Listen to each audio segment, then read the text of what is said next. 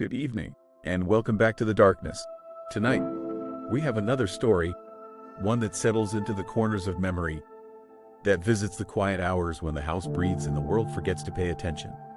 Dim the lights, put your phone away, and listen closely, because this is the story of the house that never slept. It was never on any map. No plaque, no grand opening, no family tree to trace its origin. Yet everyone in the village knew where it lived, at the far end of a forgotten lane, where the trees cluster like sentinels and fog lingers even at noon. The roof sagged in tired lines. The windows were either boarded or blank with grime, and ivy crept up the walls in patterns that looked suspiciously like veins. People called it the house that never slept because on certain nights, when the world was hushed and the moon hid its face, a faint orange glow could be seen flickering behind its broken boards, as though the building was breathing in soft lamplight, dreaming without caps. For the old folks, it was a subject to skirt. They wouldn't say the house's name aloud. Children used its dark reputation as a dare. Touch its gate if you dare, ring the rusted bell, step over the threshold. For some, the stories were cautionary. For others, they were a dare to prove you were braver than your fear. That was the kind of legend that invited skeptics. 3 young friends, Tom, Emma, and Phil, laughed at whispers. They were the kind who turned superstition into content. A small YouTube channel, a collection of dares, a late-night hunger for thrills. In October, when fog clung low and the moon was a shy notch behind thick clouds, they packed a camera, a couple of flashlights, and enough bravado to override a better sense.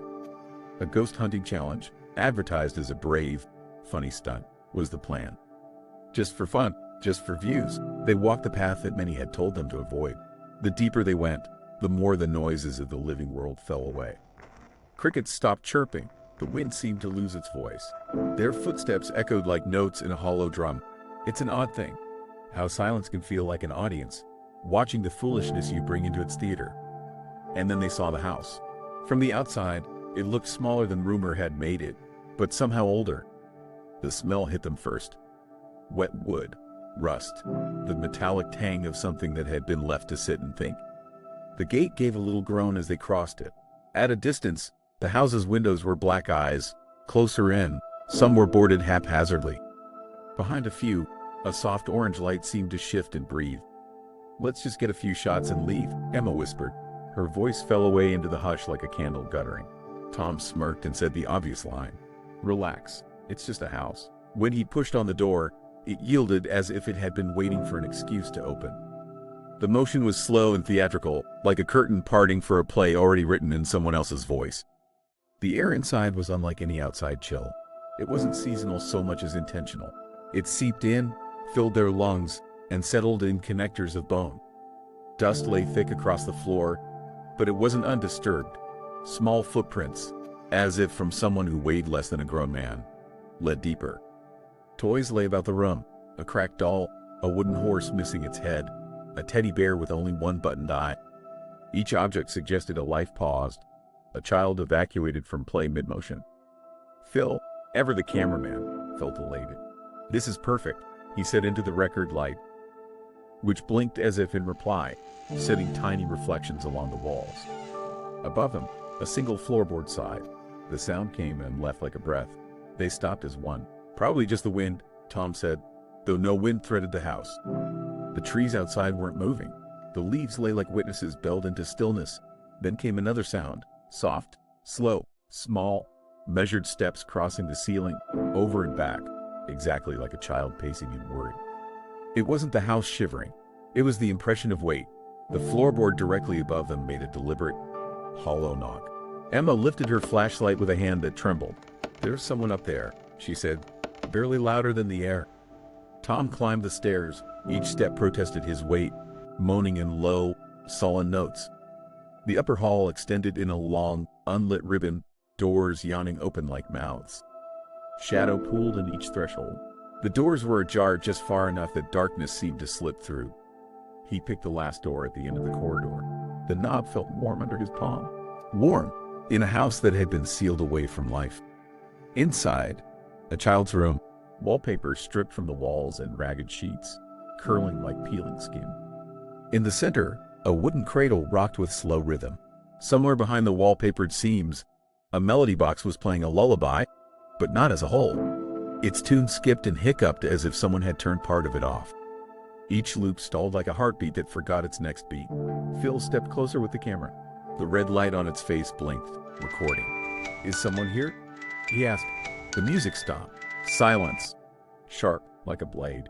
Then the tiniest sound, a giggle, high in pitch and unmistakably childlike. Soft, warm, wrong in a room full of stopped things. The cradle teetered and fell. A porcelain doll rolled out and landed with a small sound on the floor. Cracked across its forehead, the doll's smile remained perfectly painted, untroubled by age. Something low and breathy told them a phrase, but not in words any of them had practiced. The whisper tickled the air close to their ears before resolving into a child's voice that said, "Stay and play." Emma screamed. The camera clattered. Light went out. The three of them were swallowed by a darkness so close it felt like clothing. In that black, they heard layered sounds. Laughter, crying, tiny steps, the scraping hush of little hands running along old wood. It was not a single sound, but a chorus. The noise of children suspended in the same heartbeat between being and not. When the beam of the flashlight cut back through the dark, the cradle was not where it had been. The walls were suddenly covered in small handprints, pressed into the dust like a child's fingerprint freshly set into soft clay. They were damp and smeared and moving, as if the house itself was printing little signatures left by invisible hands. Tom turned toward the door, words of action caught in his throat. The door, the way out, had become a wall. Where wood and iron had been, now there was plaster and paint, unbroken.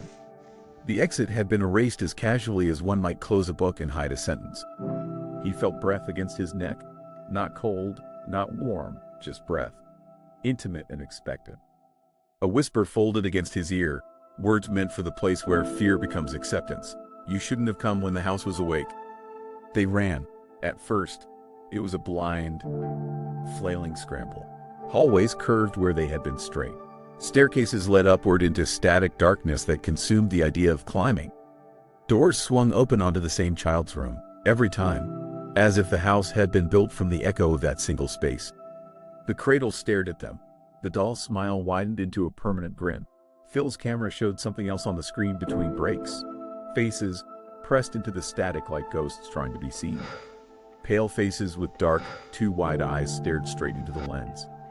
One voice, or perhaps a chorus, said, "You're part of the story now." Time found a way to smudge. Minutes unstitched themselves. Tom, Emma, and Phil moved through rooms that folded back on themselves. Their steps mapped circles in dust that belonged to someone else. Doors merely promised exits and gave the same empty scene. The cradle, the doll, the same sleeping lullaby starting to wind again, stuttering at the same broken bars. When the camera finally stopped, it wasn't by choice. It lay found later, half buried in leaves where the path met the trees. The footage, when played, showed 3 hours condensed into a loop of the same words, the same sounds, the same pleading and the same laugh that never quite reached the end. The house never sleeps. Then, a smear of static in the last frame, a shadow stretching across 3 blurred figures, a shadow that didn't belong to any of them. The villagers did what they had always done. They didn't pry. They closed the road into the forest. They built a barrier of silence around the place and let rumor do the rest of the housekeeping. But stories, especially the juicy and dreadful ones, are rarely satisfied with strictures. When the fog thickened and the night came right, people swore they still saw the light. Faint, orange, a candle behind a curtain. Some said laughter drifted out of the trees, a chorus of small voices singing lines of a lullaby no one in town could finish. Folks who remembered that old house when it wasn't infamous would shake their heads and mutter.